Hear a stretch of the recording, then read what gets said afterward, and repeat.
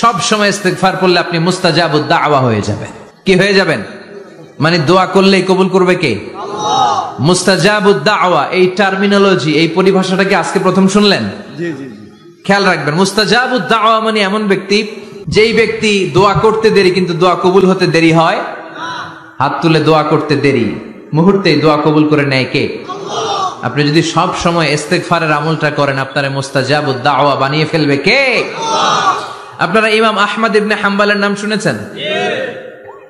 আমাদের ইসলামে 4টা মাযহাবের প্র্যাকটিস আছে, অনুশীলন। হানাফি, শাফিঈ, মালিকি, 4 নাম্বারটা কথা কন।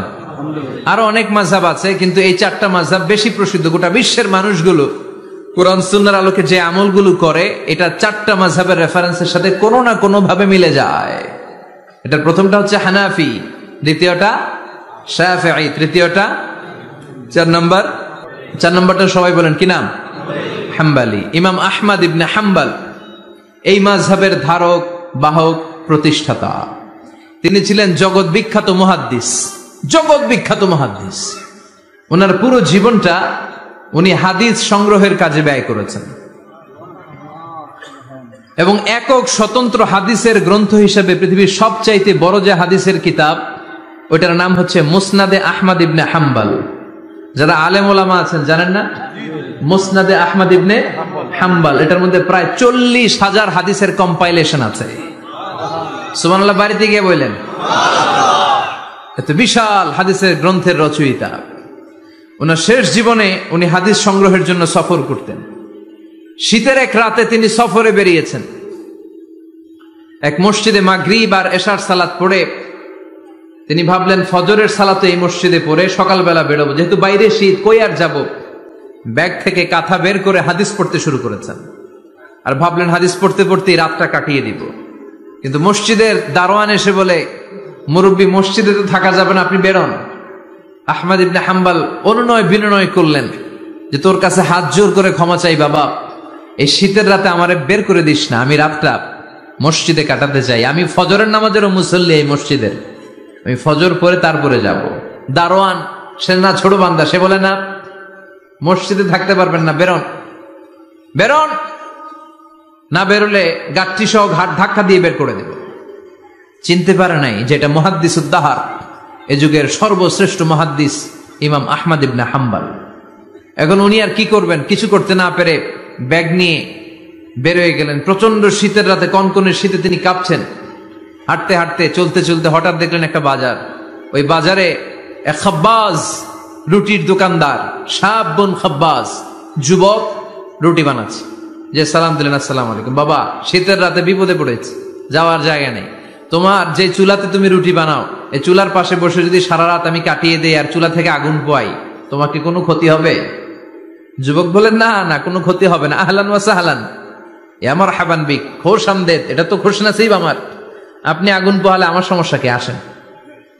ইমাম আহমদ ইবনে হাম্বল যুবককে শুকরিয়া জানিয়ে, আল্লাহর শুকরিয়া করে চুলার পাশে বসে আবার হাদিস পড়তে লাগলেন। কিন্তু তিনি লক্ষ্য করলেন যে যুবকটা একটু পর পর আওয়াজ করে পড়ে আস্তাগফিরুল্লাহ। কি পড়ে? আটা দিয়ে রুটি বানায়, পড়ে আস্তাগফিরুল্লাহ। রুটির খামির বানায়, পড়ে আস্তাগফিরুল্লাহ। খামির গুলো দলা বেঁধে গোল গোল করে সাজিয়ে রাখে, আর কি পড়ে? বেলুন দিয়ে এগুলোর বলে চুলার ভিতরে ঢুকায় দেয়, আর কি পড়ে?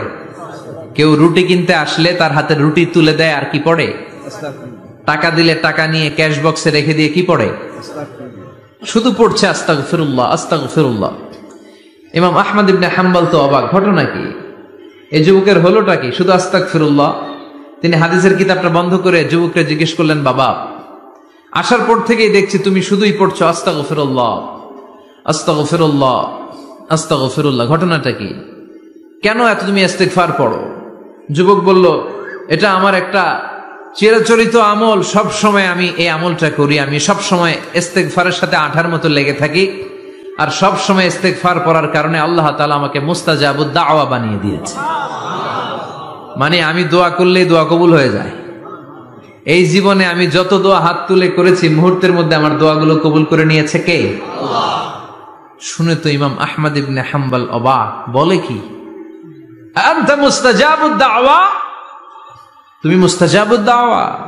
তুমি দোয়া করলেই কবুল? না, আনা মুস্তাজাবুদ দাওয়া, হ্যাঁ আমি দোয়া করলেই কবুল হয়ে যায়। তুমি জীবনে যা দোয়া করেছো সব পেয়েছো? হ্যাঁ আমি জীবনে যা দোয়া করেছি আমি সব পেয়েছি, সব দোয়া কবুল হয়েছে আমার জীবনে, শুধু একটা দোয়া ছাড়া। ইমাম আহমদ ইবনে হাম্বলের কৌতূহল আরো বেড়ে গেল। সব দোয়া তোমার কবুল হয়েছে, একটা দোয়া কবুল হয় নাই, সেটা আবার কি? যুবক বলতে আরম্ভ করলো, আমার যে দোয়াটা কবুল হয় নাই সেটা হচ্ছে আমি আল্লাহর কাছে অনেকবার দোয়া করেছি, আল্লাহ শুনেছি এই জামানার সবচেয়ে বড় মুহাদ্দিস, তার নাম নাকি ইমাম আহমদ ইবনে হাম্বল। আল্লাহ তোমার কাছে আমার আকুতি, তোমার কাছে আমার মিনতি, আমি যেন এত বড় মুহাদ্দিসের হাতে হাত রেখে মুসাফা করতে পারি আর তার কপালে একটা চুমু দিতে পারি। আমার এই দোয়াটা আজও কবুল হয় নাই, আজও আল্লাহ তাআলা এই দোয়াটা কেন যে কবুল করে না আমি জানি না। একথা শুনে ইমাম আহমদ ইবনে হাম্বল আবেগপ্রবণ হয়ে গেলেন, আর নিজেকে ধরে রাখতে পারলেন না, চোখের পানি ছেড়ে দিলেন আর বললেন, ইয়া শাব, হে যুবক, আহমদ ইবনে হাম্বলের সাথে দেখা করার জন্য তোমার আহমদ ইবনে হাম্বলের দরবারে যাওয়ার দরকার নাই, তোমার এই দোয়াটাও আল্লাহ কবুল করে নিয়েছে। আহমদ ইবনে হাম্বল দেখা দেওয়ার জন্য তোমার দরবারে ছুটে এসেছে। আনা আহমদ ইবনে হাম্বল মুহাদ্দিসুদ দাহর, আমি হচ্ছে আহমদ ইবনে হাম্বল। যুবক নিজেকে ধরে রাখতে পারে না, চোখের পানি ছেড়ে দিয়ে ওই যুগের সবচাইতে বড় মুহাদ্দিসকে জড়িয়ে ধরে হাতের মধ্যে হাত রেখে মুসাফা করে আহমদ ইবনে হাম্বলের কপালে চুমুকে দেয়, আর আহমদ ইবনে হাম্বলের কাছে দোয়া চেয়ে বলল, ও ইমাম, রব্বুল আলামিন আমার জীবনের কোন দোয়া আজকে আর বাকি রেখে দেন নাই, এই যে দোয়াটা বাকি ছিল এই দোয়াটাও আল্লাহ কবুল করে নিয়েছে, এই দোয়াটাও কবুল, মুস্তাজাবুদ দাওয়া।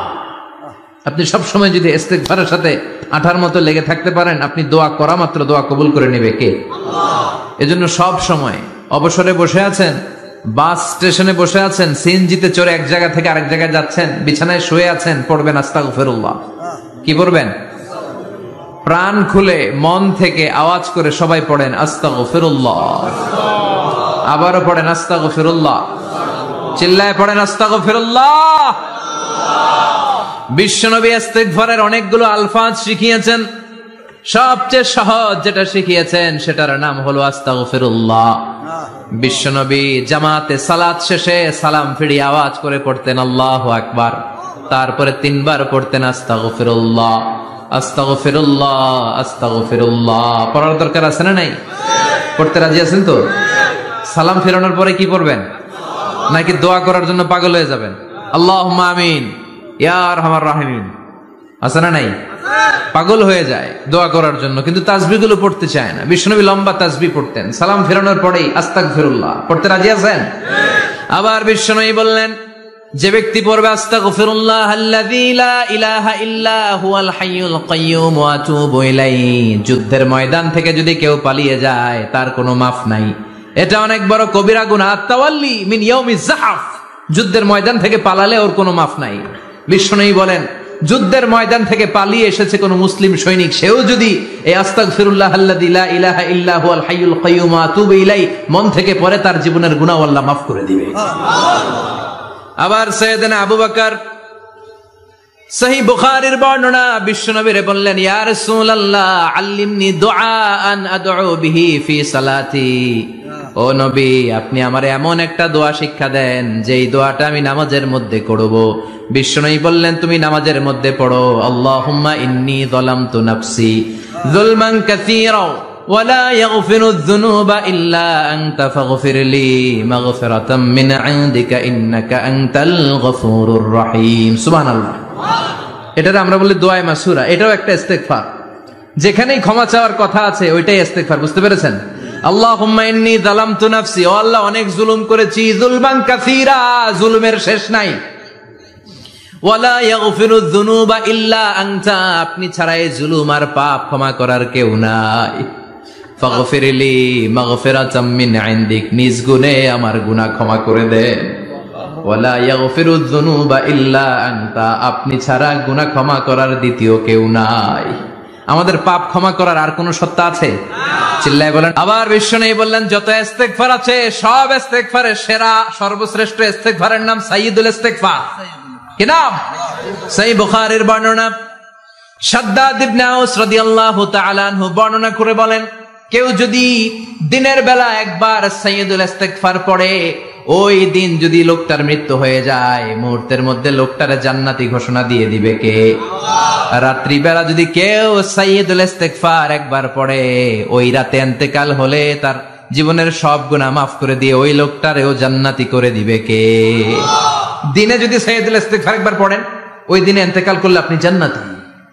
রাতে যদি সাইয়্যিদুল ইস্তিগফার কেউ পড়েন, ওই রাতে ইন্তেকাল হলে আপনি জান্নাতি। এটা সহিহ বুখারীর বর্ণনা। সব ইস্তিগফারের রাজা, শ্রেষ্ঠ ইস্তিগফার মুখস্থ আছে না?